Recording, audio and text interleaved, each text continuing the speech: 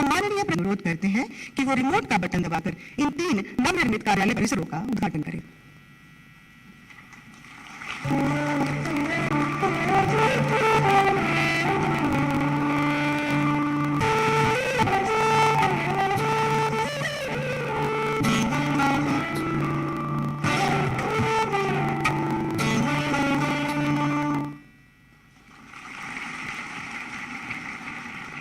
धन्यवाद माननीय।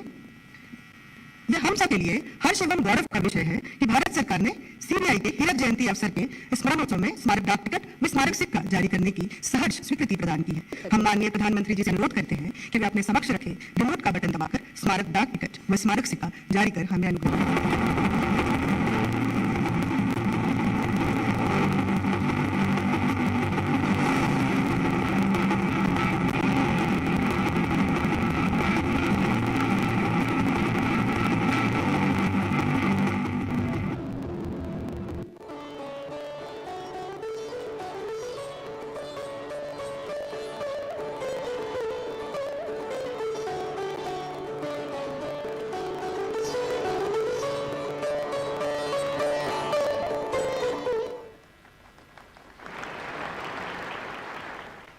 धन्यवाद माननीय। एंटी करप्शन व साइबर अपराध विषयों पर जागरूकता बढ़ाने व इससे संबंधित सूचना का प्रसार करने के लिए हीरक जयंती पर CBI social media platform Twitter पर आज डेब्यू कर रहा है। माननीय प्रधानमंत्री जी से अनुरोध है कि वे अपने समक्ष रखे रिमोट का बटन दबाकर सीबीआई का ट्विटर हैंडल लॉन्च करें।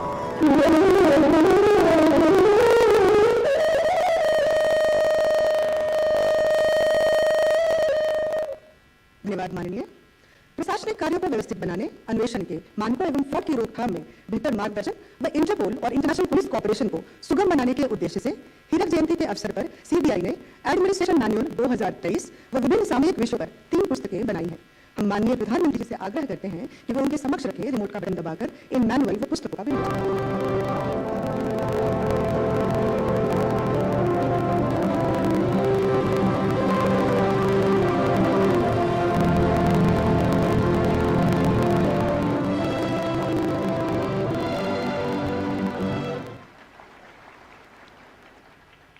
धन्यवाद माननीय।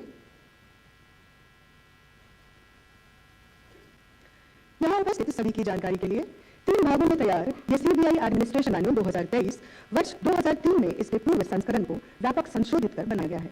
इसमें तत्पश्चात हुए प्रशासनिक परिवर्तन, वेलफेयर, राहत और वित्त से संबंधित विषयों की जानकारी समाहित की गई है।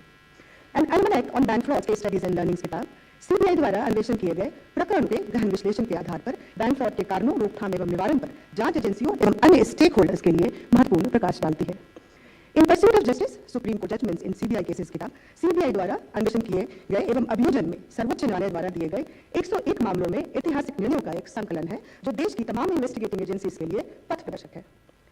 Tracking crimes and criminals globally किताब तैयार करने के पीछे माननीय प्रधानमंत्री जी द्वारा इसी वर्ष आयोजित डीजीपी आईजीपी कॉन्फ्रेंस में दिए गए उद्बोधन में प्राप्त मार्गदर्शन है। इस क्रम में सीबीआई ऑफिस में देश की विभिन्न जांच एजेंसियों के 112 एसपी एवं डीआईजी स्तर के अधिकारियों को बुलाकर इंटरनेशनल पुलिस कॉपरेशन के विभिन्न आयामों पर विस्तृत जानकारी दी गई एवं उनसे प्राप्त फीडबैक के आधार पर इस पुस्तक को तैयार किया गया है। देश सेवा एवं भ्रष्टाचार मुक्त भारत के निर्माण के लिए प्रतिबद्ध हमारे माननीय प्रधानमंत्री जी से अनुरोध है कि वे अपने प्रेरणादायी शब्दों से हमें प्रोत्साहित करें और हमारा मार्गदर्शन करें।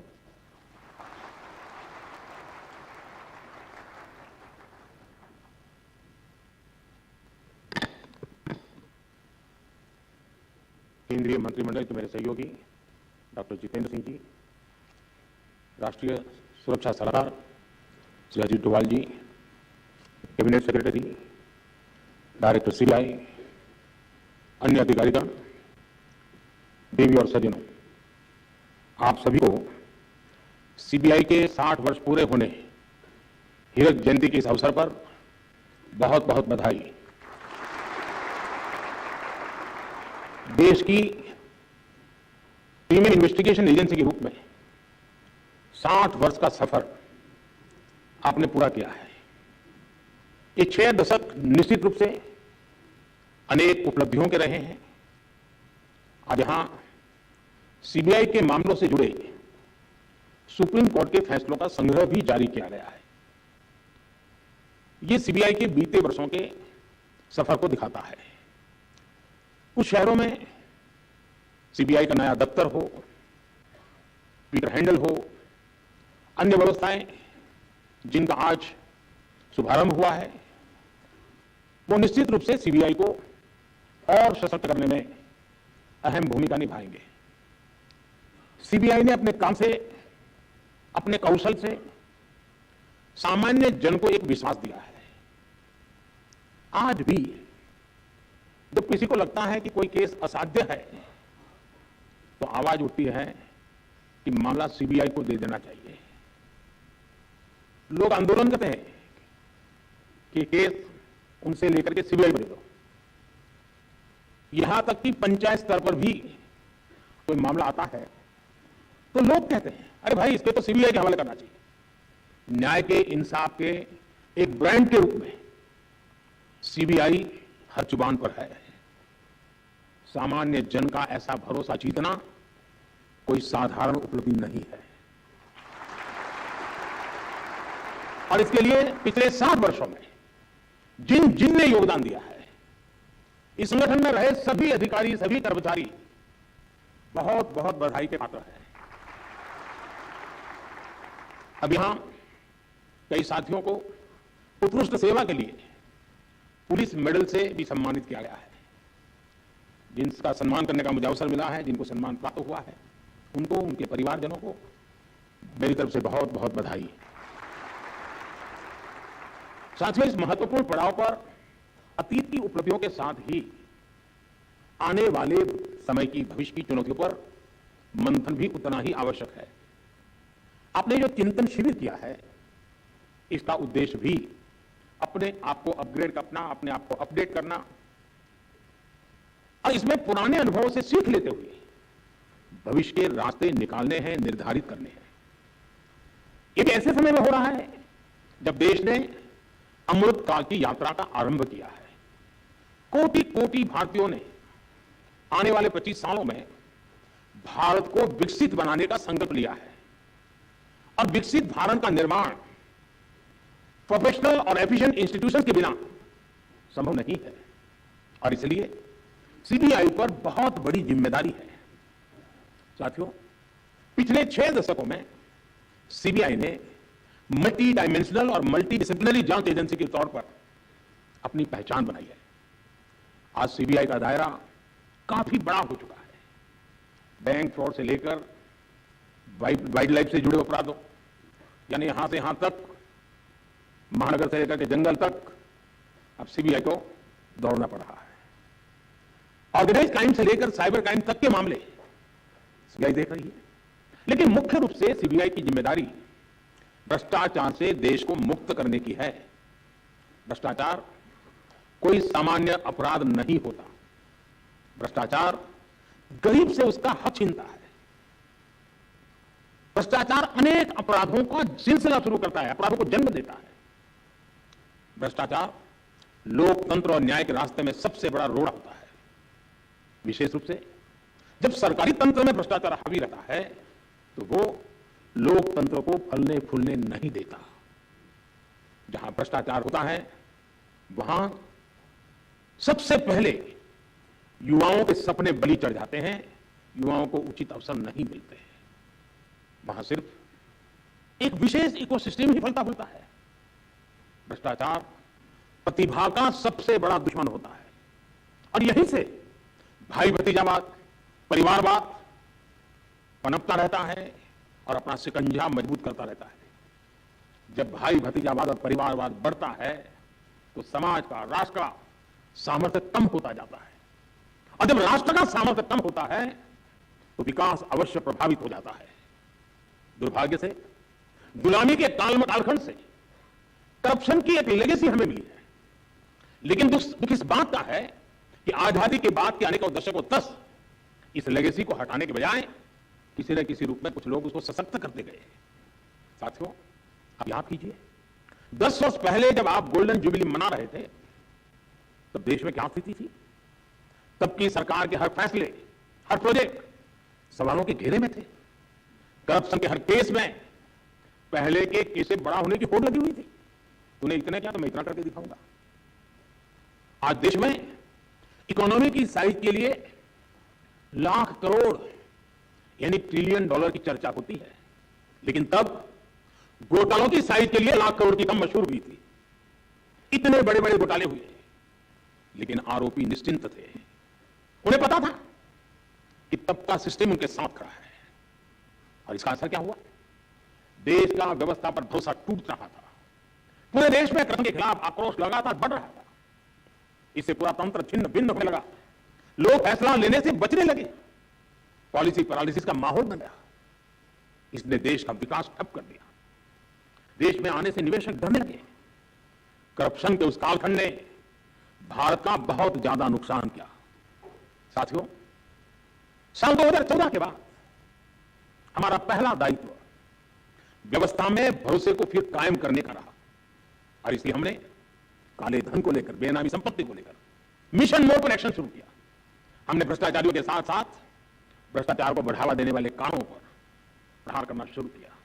अब याद कीजिए, सरकारी टेंडर प्रक्रियाएं, सरकारी ठेके, ये सवालों के सबसे बड़े घेरे में थी। हमने इनमें पारदर्शिता को प्रोत्साहन दिया। आज जब हम 2G और 5G स्पेक्ट्रम के आवंटन की तुलना करते हैं तो अंतर साफ साफ नजर आता है। आप भी जानते हैं, अब केंद्र सरकार के हर विभाग में खरीदारी के लिए जेम यानी गवर्नमेंट ई मार्केट प्लेस की स्थापना की गई है। आज हर विभाग ट्रांसपेरेंसी के साथ इसी डिजिटल प्लेटफॉर्म पर अधिक से अधिक खरीदारी कर रहा है। साथियों, आज हम इंटरनेट बैंकिंग की बात करते हैं, यूपीआई से रिकॉर्ड ट्रांजैक्शन की बात करते हैं, लेकिन हमने 2014 से पहले का फोन बैंकिंग वाला दौर भी देखा है। ये वो दौर था जब दिल्ली में प्रभावशाली राजनीतिक दलों से जुड़े लोगों के फोन पर हजारों करोड़ रुपए के बैंक लोन मिला करते थे। इसने हमारी अर्थव्यवस्था के आधार, हमारे बैंकिंग सिस्टम को बर्बाद कर दिया था। बीते वर्षों में हम बहुत मेहनत करके अपनी बैंकिंग सेक्टर को मुश्किलों से बाहर निकाल करके लाए हैं। फोन बैंकिंग के उस दौर में कुछ लोगों ने 22,000 करोड़ रुपए देश के बैंकों के लूट लिए और विदेश भाग गए। हमने फ्यूजिटिव इकोनॉमिक ऑफेंडर्स कानून बनाया। अभी तक विदेश भागे इन आर्थिक अपराधियों की 20,000 करोड़ रुपए से अधिक की संपत्ति जब्त की जा चुकी है। साथियों, भ्रष्टाचारियों ने देश का खजाना लूटने का एक और तरीका बना रखा था जो दशकों से चला रहा था। यह था सरकारी योजनाओं के लाभार्थियों से लूट। पहले की सरकारों में जो मदद गरीब लाभार्थियों के लिए भेजी जाती थी वो बीच में ही लूट ली जाती थी। राशन हो, घर हो, स्कॉलरशिप हो, पेंशन हो, ऐसी अनेक सरकारी स्कीम्स में असली लाभार्थी खुद को ठगा हुआ महसूस करते थे। और एक प्रधानमंत्री ने तो कहा था, 1 रुपया जाता है 15 पैसा पहुंचता है। 85 पैसों की चोरी होती थी। पिछले दिनों में सोच रहा था, हमने डीबीटी के द्वारा करीब 27 लाख करोड़ रुपए नीचे लोगों में पहुंचाया है। अब उस हिसाब से देखता तो 27 लाख करोड़ में से करीब 16 लाख करोड़ कहीं चले गए होते। आज जनधन, आधार, मोबाइल की कनेक्टिविटी से हर लाभार्थी को उसका पूरा हक मिल रहा है। इस व्यवस्था से 8 करोड़ से अधिक फर्जी लाभार्थी सिस्टम से बाहर हुए हैं। जो बेटी पैदा नहीं हुई वो विधवा हो जाती थी और विधवा पेंशन चलता था। डीबीटी से देश के करीब 2.25 लाख करोड़ रुपए गलत हाथों में जाने से बचे हैं। साथियों, एक समय था जब सरकारी नौकरियों में इंटरव्यू पास कराने के लिए भी जम करके भ्रष्टाचार होता था। हमने केंद्रीय भर्तियों की ग्रुप सी, ग्रुप डी भर्तियों से इंटरव्यू खत्म कर दिया। एक समय में यूरिया के भी घोटाले होते थे। हमने यूरिया में नीम कोटिंग कर इस पर भी लगाम लगा दी। डिफेंस डील में भी घोटाले आम थे। बीते 9 वर्षों में डिफेंस डील पूरी पारदर्शिता के साथ किया गया है। अब तो हम भारत में ही अपनी जरूरत का रक्षा सामान बनाने पर बल दे रहे हैं। साथियों, भ्रष्टाचार के विरुद्ध लड़ाई को लेकर ऐसे अनेक कदम आप भी बता सकते हैं, मैं भी गिना सकता हूं। लेकिन अतीत के हर अध्याय से हमें कुछ न कुछ सीखने की जरूरत है। दुर्भाग्य से भ्रष्टाचार से जुड़े मामले वर्षों तक खींचते चले जाते हैं। ऐसे मामले भी आए हैं जिसमें एफआईआर होने के 10 साल बाद भी सजा की धाराओं पर चर्चा चलती रही है। आज भी जिन मामलों पर एक्शन हो रहे हैं वो कई कई साल पुराने हैं। जांच में देरी 2 तरीके से समस्या को जन्म देती है। एक तरफ भ्रष्टाचारी को सजा देर से मिलती है तो दूसरी तरफ निर्दोष परेशान होता रहता है।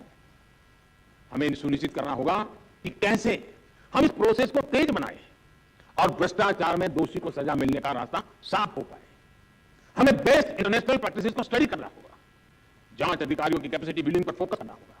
और साथियों, आपके बीच मैं एक बात फिर स्पष्ट करना चाहता हूं, आज देश में करप्शन के खिलाफ कार्रवाई करने के लिए राजनीति की इच्छा शक्ति में कोई कमी नहीं है। आपको कहीं पर भी हिचकने, कहीं रुकने की जरूरत नहीं है। मैं जानता हूं जिनके खिलाफ एक्शन ले रहे हैं वो बहुत ताकतवर लोग हैं, बरसों बरस तक वो सरकार का सिस्टम का हिस्सा रहे हैं। संभव है कई जगह किसी राज्य में आज भी विकसित सत्ता का हिस्सा हो, बरसों बरस तक उन्होंने भी एक इकोसिस्टम बनाया है। ये इकोसिस्टम अक्सर उनके काले कारनामों को कवर देने के लिए, आप जैसी संस्थाओं की छवि बिगाड़ने के लिए एक्टिव हो जाता है। एजेंसी पर हमला बोल दो कि लोग आपका ध्यान भटकाते रहेंगे, लेकिन आपको अपने काम पर फोकस रखना है। कोई भी भ्रष्टाचारी बचना नहीं चाहिए। हमारी कोशिशों में कोई भी डील नहीं आनी चाहिए। यह देश की इच्छा है, यह देशवासियों की इच्छा है। और मैं आपको भरोसा दिलाता हूं, देश आपके साथ है, कानून आपके साथ है, देश का संविधान आपके साथ है। साथियों, बेहतर परिणामों के लिए अलग अलग एजेंसियों के बीच के साइलोज को भी खत्म करना बहुत आवश्यक है। ज्वाइंट और मल्टी डिसिप्लिनरी इन्वेस्टिगेशन आपसी विश्वास के माहौल में ही संभव होगा। अब देश की ज्योग्राफिकल बाउंड्रीज, उससे बाहर भी पैसों का, लोगों का, गुड्स एंड सर्विसेज का बड़े पैमाने पर मूवमेंट हो रहा है। जैसे जैसे भारत की आर्थिक शक्ति बढ़ रही है तो अड़चने पैदा करने वाले भी बढ़ रहे हैं। भारत के सामाजिक ताने बाने पर, हमारी एकता और भाईचारे पर, हमारे आर्थिक हितों पर, हमारे संस्थानों पर भी नित्य प्रतिदिन प्रहार बढ़ते चले जा रहे हैं। और इसमें जाहिर तौर पर करप्शन का पैसा लगता है। इसलिए हमें क्राइम और करप्शन के मल्टीनेशनल नेचर को भी समझना होगा, स्टडी करना होगा, उसके रूट कॉज तक पहुंचना होगा। आज हम अक्सर देखते हैं कि आधुनिक टेक्नोलॉजी के कारण क्राइम ग्लोबल हो रहे हैं, लेकिन यही टेक्नोलॉजी, यही इनोवेशन समाधान भी दे सकते हैं। हमें इन्वेस्टिगेशन में फॉरेंसिक साइंस के उपयोग का और ज्यादा विस्तार करना होगा। साथियों, साइबर क्राइम जैसी चुनौतियों से निपटने के लिए हमें इनोवेटिव तरीके खोजने चाहिए।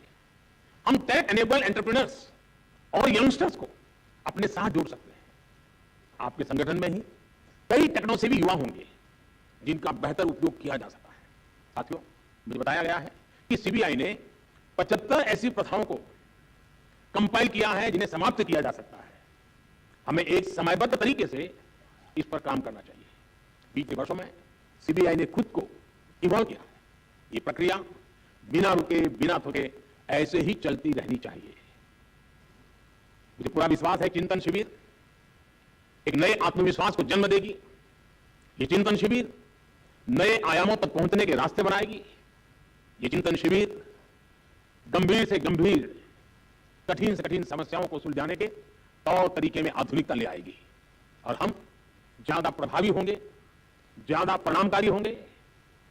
और सामान्य नागरिक न बुरा करना चाहता है, न बुरा उसको पसंद है। हम उसके भरोसे आगे बढ़ना चाहते हैं जिसके दिल में सच्चाई जिंदा है, और वो संख्या कोटि कोटि जनों की है, कोटि कोटि जनों की है। इतना बड़ा सामर्थ्य हमारे साथ खड़ा है, तो हमारे विश्वास में कहीं कमी की गुंजाइश नहीं है। साथियों, इस हीरक महोत्सव के महत्वपूर्ण अवसर पर मैं आपको अनेक अनेक शुभकामनाएं देता हूं। आप अपने लिए 15 साल में क्या करेंगे और अपने माध्यम से 2047 तक क्या अचीव करेंगे, ये 2 लक्ष्य तय करके आगे बढ़ना चाहिए। 15 साल इसलिए कि जब आप 75 के होंगे तब आप कितने सामर्थ्यवान, समर्पित, संकल्पवान होंगे। और जब देश 2047 में शताब्दी मनाता होगा तब इस देश की आशा अपेक्षा के अनुरूप आप किस ऊंचाई पर पहुंचे होंगे, वो दिन देश देखना चाहता है। मेरी आपको बहुत शुभकामनाएं, बहुत बहुत धन्यवाद।